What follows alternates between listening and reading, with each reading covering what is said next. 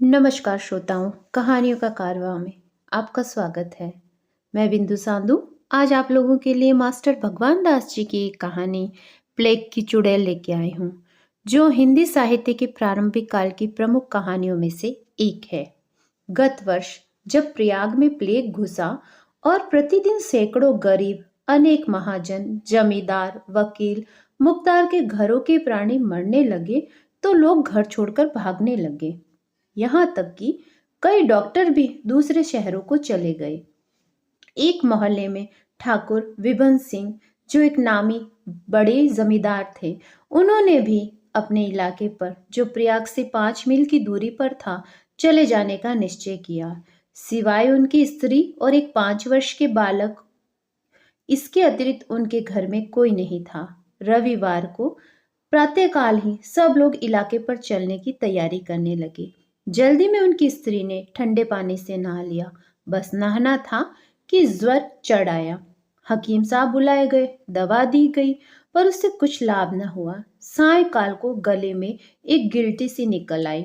तब तो ठाकुर साहब और उनके नौकरों को अत्यंत व्याकुलता हुई। डॉक्टर साहब बुलाए गए। उन्होंने देखते ही कहा, प्लेग की बीमारी है, आप लोगों को चाहिए कि घर छोड़ दें। ये कहकर वह चले गए। अब ठाकुर साहब बड़े असमंजस में पड़े। न तो उनसे वहां रहते बनता, न छोड़ते ही बनता। वह मन में सोचने लगे, यदि यहाँ ठहरने से बहू जी को कुछ लाभ हो तो अपनी मैं जान भी खतरे में डालूं, परंतु इस बीमारी में दवा तो कुछ काम करती ही नहीं। फिर मैं यहाँ ठहर कर अपने प्राण क्यों खोऊं। यह सोच जब वह चलने के लिए खड़े होते, तब वह बालक, जिसका नाम नवल सिंह था, अपनी माता के मुंह की ओर देखकर रोने लगता, वहां से जाने से इनकार करता। ठाकुर साहब भी प्रेम के कारण मूक अवस्था को प्राप्त हो जाते और विवश होकर बैठे रहते।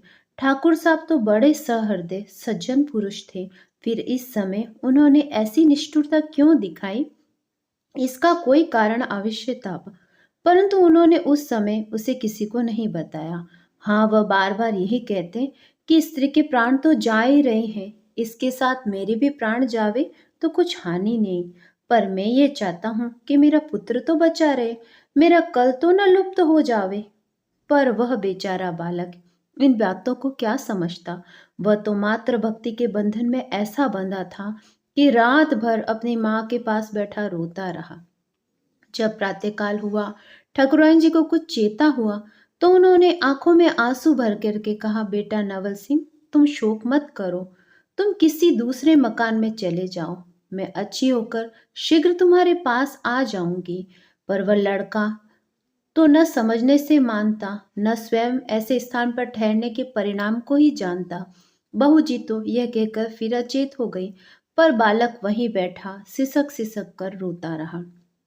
थोड़ी देर बाद फिर डॉक्टर, वेद, हकीम आए, पर किसी की दवा ने काम न किया। होते होते इसी तरह दोपहर हो गई। तीसरे पहर को बहू जी का शरीर बिल्कुल स्थिर हो गया। डॉक्टर ने मुख की चेष्टा दूरी से देखकर कहा, बस अब इनका देहांत हो गया है, उठाने की फिक्र करो।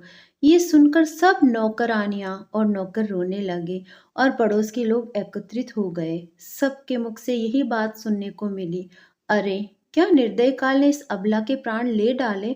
क्या इसकी सुंदरता, सहृदयता, अपूर्व पतिव्रत धर्म का कुछ भी असर उस पर नहीं हुआ। क्या इस क्रूर काल को किसी के भी सद्गुणों पर विचार नहीं होता। एक पड़ोसी, जो कवि था, सिवैया कहकर अपने शोक का प्रकाशन किया। स्त्रियां कहने लगी, हाँ हाँ, देखो वह बालक कैसे फूट फूट कर रो रहा है। क्या इसकी ऐसी दीन दशा पर भी इस निठुर काल को दया नहीं आई। इस अवस्था में बेचारा कैसे अपने माँ के वियोग की व्यथा सहेगा। हाँ, इस अभागे पर बचपन ही में ऐसी विपत्ति आ पड़ी। ठाकुर साहब तो मूर्छित होकर भूमि पर गिर पड़े थे। नौकरों ने उनके मुंह पर गुलाब जल की छींटे डाले। थोड़ी देर में वह सचेत हुए। उनकी मित्र मंडली में से कई मास है उस समय वहां उपस्थित नहीं थे। उनके पड़ोसियों ने, जो वहां एकत्रित हो गए थे, ये सम्मति दी कि स्त्री के मृत शरीर को गंगा तट पर ले चलकर दाह क्रिया करनी चाहिए। परंतु डॉक्टर साहब ने, जो वहां फिर लौट कर आए, कहा, पहले तो इस मकान को छोड़कर दूसरे में चले जाना चाहिए, पीछे सब खटराक किया जाएगा। ठाकुर साहब को ये राय पसंद आई, क्योंकि उन्होंने तो रात ही में भागने का इरादा कर रखा था। वह तो केवल उस लड़के के अनुरोध पर रुके हुए थे। परंतु क्या उस लड़के को उस समय भी वहां से चले जाना सहज था? नहीं। वह तो अपनी मृत माता के निकट जाना ही नहीं चाहता। बार बार उसी पर जाकर गिर पड़ता था और उसकी अध खुली आंखों की ओर देख देख कर रोता और माता माता कहकर पुकारता था। उसका रुदन सुनकर देखने वालों की छाती फटती, उनकी आंखों से आंसू की धारा बहती।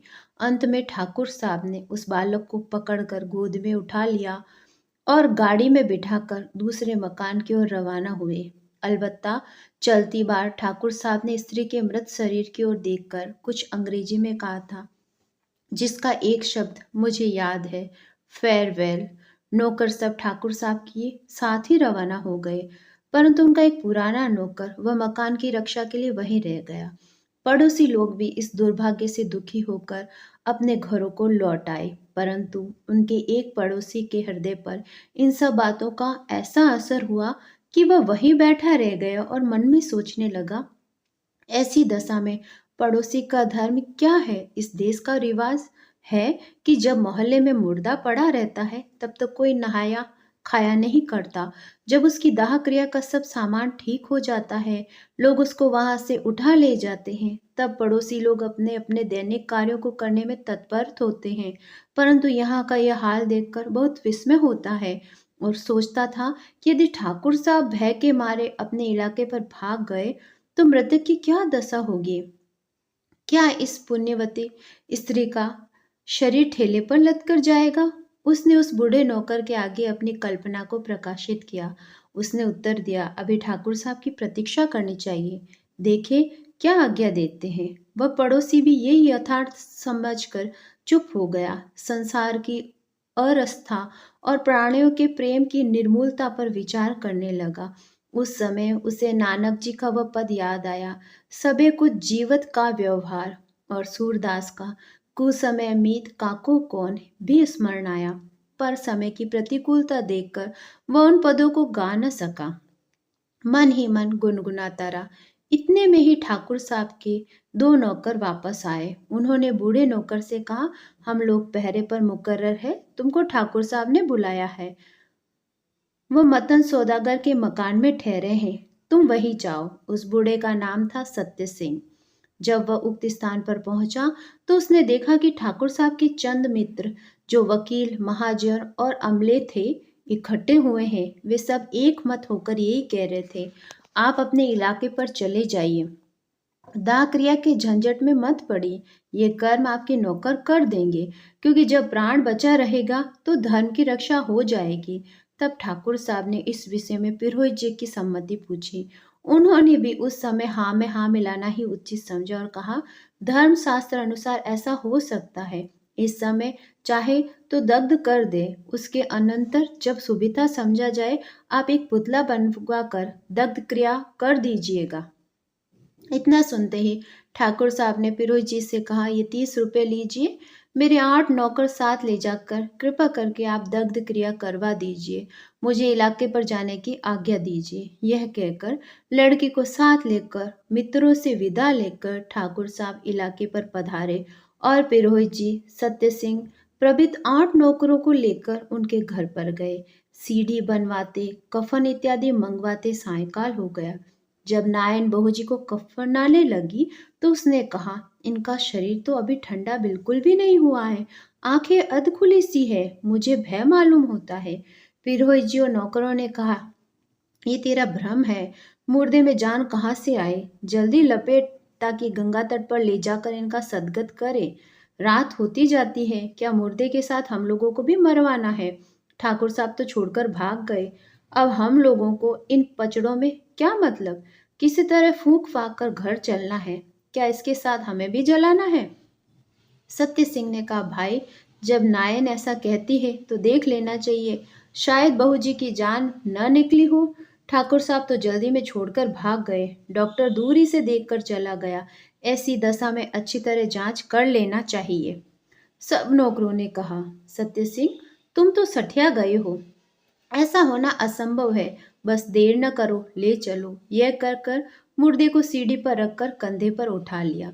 सत्य सिंह का वचन असत्य, राम नाम सत्य कहते हुए दशाश्वमेध घाट की ओर ले चले। रास्ते में एक नौकर कहने लगा, 7 बज गए, दग्ध करते करते तो 12 बज जाएंगे। दूसरे ने कहा, फूकने में निसंदेह सारी रात बीत जाएगी। तीसरे ने कहा, यदि ठाकुर साहब कच्चा ही फेंकने को कह देते तो अच्छा होता। चौथे ने कहा, मैं तो समझता हूँ कि शीतला, हैजा, प्लेग से मरे हुए मृतक को कच्चा ही बहा देना चाहिए। पांचवे ने कहा, यदि पिरोहित जी की राय हो तो ऐसा किया जाएगा। पिरोहित जी ने, जिन्हें रात्रि में शमशान में जाने से डर मालूम होता है, कहा, जब 5 पंचों की ऐसी राय है तो मेरी भी यही सम्मति है, और विशेषकर इस कारण कि जब एक बार ठाकुर साहब को नरेगी अर्थात पुतला बनाकर जलाने का कर्म करना ही पड़ेगा, तो इस समय दग्ध करना अत्यावश्यक नहीं है। छठे और सातवें ने कहा, बस चलकर मुर्दे को कच्चा ही फेंक दो, ठाकुर साहब से कह दिया जाएगा कि जला दिया गया है। परंतु सत्य सिंह, जो यथा नाम तथा गुण सच्चा और ईमानदार नौकर था, उसने कहा, मैं ऐसा करना उचित नहीं समझता। मालिक का कहना और मुर्दे की गति करना हमारा धर्म है। यदि आप लोग मेरा कहना न मानो तो मैं यहीं से घर लौट जाता हूँ। आप लोग जो चाहे जैसा चाहे करे, जैसा ठाकुर साहब से कहे। यदि वह मुझसे पूछेंगे तो मैं सच सच कह दूंगा। ये सुनकर नौकर घबराए, कहने लगे, भाई 30 रुपए में से जो ठाकुर साहब ने दिए तुम सबसे अधिक हिस्सा ले लो, लेकिन ये वृतांत ठाकुर साहब से मत कहना। सत्य सिंह ने कहा, मैं हरामखोर नहीं हूँ, ऐसा मुझसे कदापि नहीं होगा। लो मैं घर जाता हूँ, तुम लोगों के जो जी में आए सो करो। यह कहकर वह बूढ़ा नौकर चला गया तो बाकी नौकर भी बहुत डरे हुए फिरोजी से कहने लगे, अब क्या करना चाहिए? बूढ़ा तो सारा भेद खोल देगा, हम लोगों को मौकूफ करा देगा। फिरोज जी ने कहा, तुम लोग मत डरो, अच्छा हुआ कि बूढ़ा चला गया। अब चाहे जो करो, ठाकुर साहब से मैं कह दूंगा कि जला दिया गया। वह मेरा विश्वास बूढ़े से अधिक करते हैं। 30 में से 7 तो सीढ़ी और कफन में खर्च हुए। 2-2 रुपए तुम 7 आदमी ले लो, बाकी 9 रुपए मुझे नवग्रह का दान दे दो। मुर्दे को जल में डालकर राम राम कहते हुए कुछ देर रास्ते में बिताकर कोठी पर लौट जाओ, ताकि पड़ोसी लोग समझे कि अवश्य ये लोग मुर्दे को जला कर आए हैं। ये सुनकर वे सब प्रसन्न हुए और 23 रुपए आपस में बांटकर मुर्दे को ऐसे अवध घाट पर ले गए, जहां न कोई डोम कफन मांगने को था, न कोई महा ब्राह्मण दक्षिणा मांगने को। वहां पहुंचकर उन्होंने ऐसी जल्दी की कि सीढ़ी समेत मुर्दे को जल में डाल दिया और राम राम कहते हुए कगार पर चढ़ आए, क्योंकि एक तो वहां अंधेरी रात वैसे ही भयानक मालूम होती थी, दूसरे वे लोग डर रहे थे कि कहीं सरकारी चौकीदार आकर गिरफ्तार न कर ले, क्योंकि सरकार की तरफ से कच्चा मुर्दा फेंकना मना ही थी। निदान वे बेईमान नौकर इस तरह स्वामी की आज्ञा भंग करके उस अविश्वसनीय पुरोहित के साथ घर लौटे। अब सुनिए उस मुर्दे की क्या गति हुई। उस सीढ़ी के बांस से ऐसे मोटे और हल्के थे जैसे नौका के डंडे, और उस स्त्री का शरीर क्रशित होकर ऐसा हल्का हो गया था कि उसके बोझ से वह सीढ़ी पानी में नहीं डूबी। इस तरह उतारती चली गई जैसे बांसों का बेड़ा बहता हुआ चला जा रहा हो। यदि दिन का समय होता तो किनारे पर के लोग अवश्य इस दृश्य देखकर विस्मित हुए होते, कोवे तो कुछ न कुछ खोद खाद मचाते, परंतु रात का समय था। इससे वह शव सहित सीढ़ी का बेड़ा धीरे धीरे बहता हुआ त्रिवेणी पार करके प्राय 5 मील की दूरी पर पहुंचा। पर यह कोई अचंभे की बात नहीं थी। अत्यंत आश्चर्यजनक घटना तो यह हुई कि गंगाजल की शीतलता उस सोपान स्थित शरीर में, जिसे लोगों ने निर्जीव समझ लिया था, ऐसी अपकारी हुई कि जीवन का जो अंश उसमें रह गया था वह जग उठा। बहू जी को कुछ होश आया, परंतु अपने को इस अद्भुत दशा में देखकर वो बहुत चक्की सी रह गई। उनके शरीर का यह हाल था कि प्राणांतक ज्वर अग्नि तो बुझ गई थी, पर गले में जो गिल्टी थी, जो पीड़ा दे रही थी, जिसके कारण वे कभी कभी अचेत सी हो जाती, परंतु जब उस सर्वशक्तिमान जगदीश्वर की कृपा होती है तो अनायास ही प्राण रक्षा के उपाय उपस्थित हो जाते हैं। निदान वह सीढ़ी बहते बहते ऐसी जगह जा पहुंची जहाँ करौंदे का एक बड़ा भारी पेड़ तट पर खड़ा था। उसकी एक घनी डाली झुककर जल में स्नान कर रही थी और अपने शीरमय फल फूल गंगा जी को अर्पण कर रही थी। वह सीढ़ी जाकर डाली से टकराई और उसी में उलझ कर रुक गई। उस डाली में एक कांटा बहू जी की गिल्टी में इस तरह चुभ गया जैसे किसी फोड़े में नश्तर। गिल्टी के फूटते ही पीड़ाजन रुधिर निकल गया और बहू जी को फिर चेत हुआ। झट उन्होंने अपना मुंह फेर कर देखा तो अपने को उस हरी शाख की शीतल छाया में ऐसे स्थिर और सुखी पाया जैसे कोई शांत पथिक हिंडोले पर सोता हो। सूर्योदय का समय था। जल के किनारे की ओर कमल प्रफुल्लित थे और तटस्थ वृक्षों पर पक्षीगण कलवर कर रहे थे। उस अपूर्व शोभा को देखकर बहू जी अपने शरीर की दशा भूल गई और मन में सोचने लगी, क्या मैं स्वर्गलोक में आ गई हूँ या केवल स्वप्नावस्था में हूँ? यदि मैं मृत्युलोक में भी इस दशा को प्राप्त हुई हूँ तो भी परमेश्वर मुझे इसी प्रकार सुखमय अवस्था में सर्वदा रहने देना। परंतु इस संसार में सुख तो केवल क्षणिक होता है। सुख की तो बौछार ही नहीं, दुख का मेघ बरसता है। ये मुर्दों का गांव है रे बाबा, सुख महंगा दुख सस्ता है। थोड़ी ही देर बाद पक्षीगण उड़ गए और लहरों के उद्वेग से कमलों की शोभा मंद हो गई। सीढ़ी का हिंडोला भी अधिक हिलने लगा जिससे कृषित शरीर को कष्ट होने लगा। बहू जी का जी उबने लगा। उनका वश क्या था? शरीर में शक्ति नहीं थी कि तैरकर किनारे पर पहुंचे। हालांकि 4 ही हाथ की दूरी पर एक छोटा सा सुंदर घाट बना हुआ था। वह मन में सोचने लगी, शायद मुझको मृतक समझकर मेरे पति ने मुझे इस तरह बहा दिया, परंतु उनको ऐसी जल्दी नहीं करनी चाहिए थी। मेरे शरीर की अवस्था की जांच उन्हें भलीभांति कर लेनी चाहिए थी। भला उन्होंने मेरा त्याग किया तो किया, उनको बहुत सी स्त्रियां मिल जाएगी, परंतु मेरे नादान बच्चे की क्या दशा हुई होगी? अरे वह मेरे वियोग में दुखी हो गया होगा। हाँ, वह कहीं रोता रोता मरता होगा। उसको मेरे सादृश्य माँ कहाँ मिल सकती है? विमाता तो उसका और भी बुरा हाल करेगी। हे परमेश्वर, यदि मैं मृत्युलोक में ही हूँ तो मेरे बालक को शांति और मुझे ऐसी शक्ति प्रदान करो कि मैं इस दशा से मुक्त होकर अपने प्राण प्रिय पुत्र से मिलूं। इतना कहते ही एक ऐसी लहर आई, कई घूंट पानी उनके मुख में चला गया। गंगा जल के पीते ही शरीर में कुछ शांति सी आई और पुत्र से मिलने की उत्कंठा उनको ऐसे उत्तेजित कर गई कि वह हाथों से धीरे धीरे उस सीढ़ी रूपी नौका को खींचकर किनारे पर पहुंच गई। बहुत श्रम से मूर्छित होकर भूमि पर गिर पड़ी। कुछ देर बाद जब होश आया तो उस स्थान की रमणीयता देखकर फिर उन्हें वही जान पड़ा कि मैं मरने के पश्चात स्वर्गलोक में आ गई हूँ। गंगा जी के उज्जवल जल का मंद मंद प्रवाह आकाश गंगा की शोभा देखता है और किनारे किनारे में स्थित जल के फूले हुए कमल ऐसे दिखते हैं जैसे आकाश के तारे दिखते हैं। उनके समीप उपवन की शोभा जहाँ वसंत ऋतु लुभाती है, ऐसी मनोहरता भी मनुष्य का चित्त देखने से मोहित हो जाता है। कहीं करोंदे, कहीं कोरैया, इंद्रवेल आदि वृक्ष अपने फूलों की सुगंध से स्थानों को सुवासित कर रहे हैं। कहीं बेला, कहीं चमेली, चंपा के फूलों से लदी हुई डालियां जैसे पुष्पों की माला पहने हुए सुंदर बालिकाएं एक से एक हाथ मिलाए खड़ी हैं। उनके बीच में ढाक के वृक्ष लाल फूलों से ढके हुए यूं देख पड़ते हैं जैसे संसारियों के समूह से विरक्त वनवासी खड़े हुए। इधर तो इन विरक्तों के रूप में बहू जी को अपनी वर्तमान दशा की ओर ध्यान दिलाया। उधर कोकिला के कूक ने हृदय में ऐसी हुक पैदा की कि एक बार फिर बहू जी को पति के वियोग की व्यथा ने व्याकुल किया। कहने लगी, इस शोक सागर में डूबने से बेहतर यही होगा कि गंगा जी में डूब मरूं। फिर सोचा, पहले यह तो मैं विचार लूं कि मेरा मरना भी संभव है या नहीं। यदि मैं स्वर्गलोक में किसी भाग में आ गई हूं तो यहाँ मृत्यु कैसे आ सकती है? परंतु ये स्वर्गलोक नहीं जान पड़ता, क्योंकि स्वर्ग में शारीरिक और मानसिक दुख नहीं होते। मैं यहाँ दोनों से पीड़ित हो रही हूँ।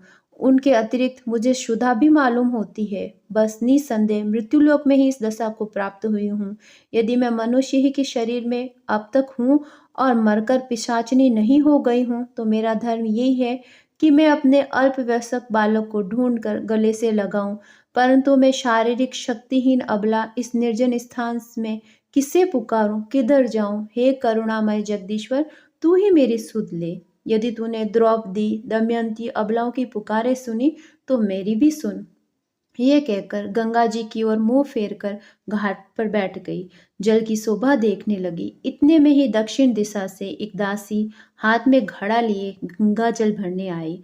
जब उसने पीछे से ही देखा कि स्त्री कफन का श्वेत कपड़ा पहने अकेली चुपचाप बैठी है, उसके मन में शंका हुई। जब उसने देखा कि नीचे पानी में एक मुर्दा वाली सीढ़ी भी तैर रही है, तब तो उसे अधिक भय मालूम हुआ। उसने सोचा अवश्य कोई मरी हुई स्त्री चुड़ैल होकर बैठी है।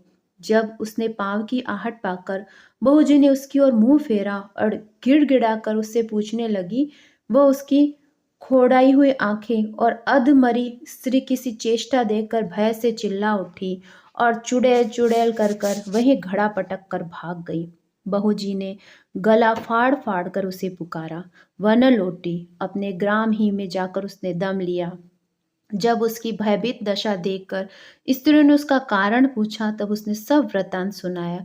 परंतु वह ऐसी डर गई थी कि बार बार घाट की ओर देखती थी, कहीं वह चुड़ैल पीछे पीछे आती न हो। उस समय ग्राम के कुछ मनुष्य खेत काटने चले गए थे, कुछ ठाकुर विभन संघ के साथ टहलने निकल गए थे। केवल स्त्रियां और लड़के गांव में रह गए थे। उनमें से किसी को यह साहस नहीं था कि घाट पर जाकर उस दासी की अपूर्व कथा की जांच करे। चुड़ैल का नाम सुनते ही वे सब ऐसे डर गए थे, अपने अपने लड़कों को घर में बंद करने लगे, कहीं चुड़ैल आकर उन्हें चबा न डाले। उस समय ठाकुर साहब का लड़का नवल सिंह भी अपनी मृत माता का स्मरण कर नेत्रों से आंसू बहाता हुआ इधर उधर घूम रहा था। लड़के के साथ खेलने की उसे इच्छा न होती। जब एक स्त्री ने उससे कहा, भैया तुम अपने बंगले में छिप जाओ, नहीं तो वह चुड़ैल आकर तुम्हें भी पकड़ लेगी। वह आश्चर्यचकित होकर पूछने लगा, चुड़ैल कैसी होती है? यदि वह यहाँ आवेगी तो मुझे क्यों पकड़ेगी? मैंने उसकी क्या हानि की है? इधर तो यह बात हो ही रही थी, उधर बहू जी निराश होकर फिर मन में सोचने लगी, ये तो निश्चय है कि मैं अभी तक मृत्यु लोक में ही हूँ, पर क्या वास्तव में मेरा पुनर्जन्म हुआ है? क्या मैं सचमुच चुड़ैल हो गई हूँ, जैसा कि वह स्त्री मुझे देखकर कहती हुई भागी? अवश्य इसमें कुछ भेद है, वरना मैं इस कृषित अंगों पर कफन का श्वेत वस्त्र लपटाए, काले नागों के से बालों के लट लटकाए हुए इस अज्ञात निर्जन स्थान में कैसे आ जाती? हे विधाता, मैंने कौन सा पाप किया था जो तूने मुझे चुड़ैल का जन्म दिया? क्या पतिव्रत धर्म का यही फल होता है? अब मैं इस अवस्था में अपने प्यारे पुत्र को कहाँ पाऊंगी? और यदि पाऊंगी तो उसे कैसे गले लगाऊंगी? वह तो मेरी डरावनी सूरत देख के ही भागेगा। पर जो हो, मैं उसे अवश्य तलाश करूंगी, और यदि वह मुझसे सप्रेम नहीं मिलेगा तो उसको भी इसी दशा में परिवर्तित करने की चेष्टा करूंगी। यह सोचकर वह धीरे धीरे उसी ओर चली जिधर वह दासी भागी थी। दुर्बलता के मारे सारा शरीर कांपता था, पर क्या करे, सुधा के मारे रहा नहीं जाता। निदान खिसकते खिसकते उपवन डाक कर वह वाटिका में पहुंची, जिसमें अमरूद, नारंगी, फलास, लीची, संतरा इत्यादि के पेड़ लगे हुए थे, और क्यारियों में अनेक प्रकार के अंग्रेजी और हिंदुस्तानी फूल फल लगे थे। वाटिका के दक्षिण की ओर एक छोटा सा बंगला मालूम होता है, जैसा मेरे इलाके पर के बगीचे में बना हुआ है। क्या मैं ईश्वर की कृपा से अपनी ही वाटिका में तो नहीं आ गई हूँ? अरे, ये पुष्प मंडल भी तो वैसे ही जान पड़ते हैं जिसमें 3 वर्ष हुए नवल सिंह को गोद में खिलाकर मैं यहाँ आती थी। ग्राम की स्त्रियों ने सुना कि निकट ही गंगा जी के घाट है। मैंने ठाकुर साहब से वहां स्नान करने की आज्ञा मांगी थी, परंतु उन्होंने नहीं दी थी। क्या उसी का पाप तो नहीं फल रहा? मैं इस दशा को प्राप्त हुई हूँ, परंतु उसमें मेरा क्या दोष था? स्त्री के लिए तो पति की आज्ञा का पालन करना ही धर्म है। यह फल मेरे किसी और जन्म के पापों का मालूम होता है। इसी तरह मन में अनेक कल्पनाएं करती हुई बहू जी एक नारंगी के पेड़ के नीचे बैठ गई। लटकी हुई डाल से एक नारंगी तोड़कर अपने प्रज्वलित शुद्ध अग्नि को बुझाना ही चाहती थी कि इतने में ही नवल सिंह घूमता घामता उसी स्थान पर आ गया। उसको देखते ही बहूजी की भूख प्यास चाहती रही। जैसे मृगी अपने खोए हुए शावक को पाकर उसकी ओर दौड़ती है, वैसे ही बहूजी झपट कर नवल सिंह से लिपट गई और बोली, बेटा नवल सिंह, बेटा नवल सिंह, कहकर उसका मुख चूमने लगी। उस समय नवल सिंह की अपूर्व दशा थी। कभी तो बहूजी की डरावनी सूरत देखकर भय से भागना चाहता, कभी माता के मुख की आकृति स्मरण करके प्रेमाश्रु बहाने लगता और भोलेपन में पूछता कि माता, तुम मर के फिर जी उठी हो, चुड़ैल हो गई हो। हम लोग तो तुमको घर ही में छोड़कर आए थे, तुम अकेली गिरती पड़ती यहाँ कैसे आ गई? बहूजी ने कहा, बेटा मैं नहीं जानती कि मैं कैसे इस दशा को प्राप्त हो गई। यदि मेरा शरीर बदल गया है, मैं चुड़ैल हो गई हूँ, तो भी मेरा हृदय पहले का ही सा है। मैं तुम्हारी तलाश में खिसकते खिसकते इधर आई हूँ। इधर तो इस तरह प्रेमालिंगन हो रहा था, प्रश्नोत्तर हो रहे थे। उधर ग्राम्य स्त्रियों ने दूरी से इस घटना को देखकर हाहाकार मचा और कहने लगी, अरे नवल जी को चुड़ैल ने पकड़ ला, चलियो दौड़ियो बचाइयो, अरे ये क्या अनर्थ हो गया। हम लोग क्या जानती थी कि वह डायन वाटिका में आ बैठी है, नहीं तो नवल जी को उधर जाने ही नहीं देती। इसी तरह सब दूरी से कोआरोर मचा रहे थे, परंतु डर के मारे कोई निकट नहीं जाता। इतने में ही विभन सिंह और उनके साथ जो गांव के आदमी टहलने गए थे वापस आए। ये कोलाहल देखकर उनको बड़ा आश्चर्य हुआ। उस दासी के मुंह से वृत्तांत सुनकर ठाकुर साहब ने कहा, मुझे प्रेत योनि में तो विश्वास नहीं, पर ईश्वर की अद्भुत माया है, शायद सच्ची हो। यह कहकर झट बंगले में से तमंचा लेकर वो उस नारंगी पेड़ के नीचे झपटे जहाँ नवल सिंह और चुड़ैल पकड़े हुए थे। गांव वालों की लाठी ताने हुए उसी ओर दौड़े। पिता को आते देखकर लड़के ने चाहा कि अपनी माँ के हाथों से अपने को छुड़ाकर दौड़कर अपने पिता को शुभ संदेश दे, लेकिन उसकी माता ने उसे नहीं छोड़ा। ठाकुर साहब ने दूर ही से यह हाथापाई देखकर समझा अवश्य चुड़ैल उसे जोर से पकड़ रही है। ललकार कर कहा, बेटा घबराओ मत, मैं आ गया हूँ। जब पास पहुंचे, उन्होंने चाहा कि चुड़ैल को गोली मारकर गिरा दे, पर लड़के ने चिल्ला के कहा, इन्हें मारो मत, मारो मत, माता है, माता है। ठाकुर साहब को इस घबराहट से लड़के की बात समझ में नहीं आई। चूंकि वह पिस्तौल तान चुके थे, उन्होंने फायर कर दिया। आवाज होते ही बहूजी अचेत होकर भूमि पर गिर पड़ी।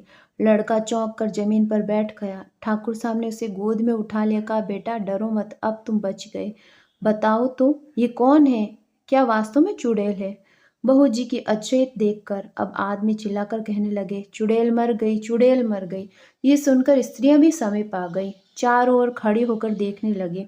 उनमें से एक दासी बोली, ये दुष्टिन चुड़ैल है जो घाट पर बैठी थी, यहाँ आकर नवल जी को निगलना चाहती थी। दूसरी स्त्री कहने लगी, हमने तो सुना ही था डायनों और चुड़ैलों के बड़े बड़े दांत और नख होते हैं, इसके तो वैसे नहीं है। ये निगोड़ी किस प्रकार की चुड़ैल है? एक ने कहा, ये डायन ही बच्ची है, बढ़ते हुए इसके दांत बढ़ जाएंगे। इधर तो ये ठिठोलियां हो रही थी। उधर नवल सिंह को निश्चय हुआ कि माता गोली की चोट से मर गई, तो वह शोक के मारे अचेत हो गया। अब सब लोग भयातुर होकर उसकी ओर देखने लगे। कोई कहता है ये पिस्तौल की आवाज से डरा गया, कोई कहता है इसे चुड़ैल लग गई। निदान जब कुछ होश में आया तो रो रो कर कहने लगा, ये तो मेरी माता है, मैंने तो मना किया था, आपने इन्हें गोली से क्यों मारा? ठाकुर साहब ने कहा, तुम्हारी माता तो मर गई और पिरोज जी की चिट्ठी कल रात ही को आ गई थी, उन्होंने गंगा के तट पर ले जाकर जला दिया था। ये चुड़ैल तुम्हारी माता कैसे हो सकती है? लड़के ने कहा, आप समीप जाकर पहचानिए तो, यह कौन है? ठाकुर साहब ने निकट जाकर ध्यान से देखा। जब छाती पर से कपड़ा हटाकर देखा, मुख की आकृति उनकी स्त्री की सी ही दिख पड़ी और मस्तक पर मस्सा भी वैसा ही देखा और हृदय पर दो तिल भी वैसे ही देखे जैसे बहू जी के थे। तब तो ठाकुर साहब बड़े विस्मित होकर कहने लगे, क्या आश्चर्य, ये तो मेरी प्रिय पत्नी की ही मालूम होती है। फिर उन्होंने लड़के से कहा, बेटा तुम सोच मत करो, मैंने इन्हें गोली नहीं मारी, तुमने जब मना किया तो मैंने आकाश की ओर ये समझाकर गोली चला दी कि यदि कोई बला होगी तो तमंचे की आवाज से भाग जाएगी। लड़के ने कहा, देखिए इनके गले में गोली का घाव है, आप कहते हैं मैंने गोली नहीं मारी? ठाकुर साहब ने कहा, यह तो गिल्टी का घाव है, मेरी गोली तो अवश्य आकाश में तारा हो गई। इसके अनंतर ठाकुर साहब ने सब लोगों को वहां से हटा दिया, स्वयं कुछ दूर खड़े होकर गांव की नायन से कहा, तुम बहू जी के सब अंगों को अच्छी तरह पहचानती हो, पास जाकर देखो, ये वही है, कोई दूसरी स्त्री तो नहीं। नायन डरते डरते पास गई, आंखें फाड़ फाड़ कर देखने लगी। इतने में बहू जी को कुछ होश आया। बहू ज्यों ही उठने लगी त्यों ही नायन भाग खड़ी हुई। बहू जी ने उसे पहचान कर कहा, अरे बदमिया, मेरा बच्चा कहाँ गया? नवल जी को जल्द बुलाती क्यों नहीं है? मेरे प्राण जाते हैं। ठाकुर साहब तो मेरे प्राण ही के भूखे हैं। प्रयाग में मुझे बीमार छोड़कर भाग गए। जब मैं किसी तरह यहाँ आई तो मुझ पर गोली चला दी। न जाने मुझसे क्या अपराध हुआ। यदि प्लेग से मरकर मैं चुड़ैल हो गई तो इस प्रेत शरीर में भी मैं उनकी सेवा करने को तैयार हूँ। यही वह मेरा इस वर्तमान दशा से घृणा करते हैं तो मुझसे ये तिरस्कार नहीं सहा जाता। मैं जाकर गंगा जी में डूब मरूंगी, पर एक बार मेरे बच्चे को बुला दे, मैं उसे गले लगा लूं। अरे उसे छोड़कर मुझसे और कैसे जिया जाएगा? हे परमेश्वर, तू यही मेरे प्राण ले ले। यह कहकर वो उच्च स्वर में रोने लगी। ठाकुर साहब से ये सच्चे प्रेम भरे वियोग के वचन नहीं सहे गए। उनका हृदय गदगद हो गया, रोमांच आया और आंखों में आंसू गिर पड़े। झट दौड़कर उन्होंने बहू जी को उठा लिया और कहा, मेरे अपराध को क्षमा करो, मैंने जानबूझकर तिरस्कार नहीं किया। यदि तुम मेरी पत्नी हो तो चाहे तुम मनुष्य देह में हो या प्रेत शरीर में, तुम पर हर अवस्था में मुझे ग्राह्य है। यदि मेरे मन का संदेह अभी नहीं गया, इसकी निवृत्ति का यत्न मैं धीरे धीरे करता रहूंगा, पर तुमको मैं अभी से अपनी प्रिय पत्नी मानकर ग्रहण करता हूँ। यदि तुम्हारे संसर्ग से मुझे प्लेग पीड़ा प्रेत बाधा भी हो जाए तो मुझे चिंता नहीं, मैं अब किसी भी आपत्ति में नहीं मारूंगा। यह कहकर वो बहू जी को अपने हाथों का सहारा देकर लता भवन में ले आए और नवल जी को भी वहीं बुलाकर सब वृतांत पूछने लगे। इतने में ही सत्य सिंह भी शहर से आ गया। जब उसने गांव वालों से यह अद्भुत कहानी सुनी तो वह उसका भेद समझ गया और ठाकुर साहब के सामने जाकर कहने लगा, महाराज, अब अपने मन में शंका दूर कीजिए, ये सचमुच बहू जी है, इसमें कोई संदेह नहीं है। जब कल नायन इनको कफनाने लगी थी तो उसने कहा था उनकी देह गर्म है। मैंने इसकी जांच करने के लिए कहा, पर दुष्ट नौकरों ने मेरा कहना नहीं माना। उन्होंने ले जाकर कच्चा ही गंगा जी में फेंक दिया। अच्छा हुआ, नहीं तो अब तक जलकर बहू जी राख हो गई होती। मुझे निश्चय है बहू जी की जान नहीं निकली थी। गंगा जी की कृपा से वह बहती बहती इसी घाट पर आ लगी और जी उठी। अब अपना भाग्य सराइए, इनको फिर से अपनाइए और बधाई बजाइए। न सुनते ही ठाकुर साहब ने फिर क्षमा मांगी और निशंक हो बहू जी को अंक में भर लिया और प्रेमांसु बहाने लगे। बहू जी ने भी प्रेम से विह्वल होकर नवल सिंह को गोद में बैठा लिया और उनके कंधे पर अपना सिर रखकर रोने लगी। जब गांव वालों ने यह वृत्तांत सुना तो वे आनंद से फूल उठे। बहू जी के पुनर्जन्म के उत्सव में मृदंग, मंजीरा, फाक, डफ बजाकर नाचने लगे। स्त्रियां सब पान, फूल, मिठाइयां लेकर दौड़ी। बहू जी को देवी मानकर उनका पूजन करने लगी, क्षमा मांगने लगी। बहू जी ने कहा, इसमें तुम लोगों का कोई दोष नहीं है, ये मेरा दुर्भाग्य था जिसने ऐसे दिन दिखाए। अब ईश्वर की कृपा से फिर मेरे दिन लौट आए हैं, वैसे ही सबके लौट आवे। अभी आप सुन रहे थे मास्टर भगवान दास जी की कहानी प्लेग की चुड़ैल। इस कहानी के अंत में आप लोगों से विनम्र आग्रह, मेरे द्वारा किया गया कथा वाचन अगर आप लोगों को पसंद आता है तो कृपया मेरे चैनल को सब्सक्राइब करें, लाइक करें, शेयर करें। धन्यवाद।